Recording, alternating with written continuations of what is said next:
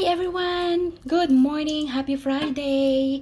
At dahil Friday tayo ngayon at wala pa po tayo or napakalaki po ng ating budget, sabay ganon, eto po yung ating lunch for today. Scrambled egg. Akala nyo masarap ang buhay abroad? Hindi! Masarap po siya kung halimbawang malaki yung salary mo.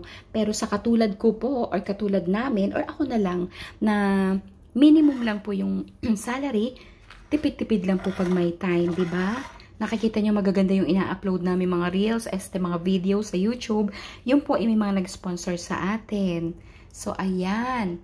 Sabi nga nila, pag mamaluktot ka, ano nga ba tawag doon sa kasabihang yon?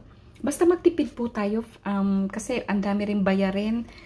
This month, lukang-luka na ako sa pag-iisip kasi may bayarin ako sa SSS ko quarterly, SSS loan, at ang mga kautangan. Ayan, ang hirap-hirap mag-isip paano ba ibabudget ang ating pera.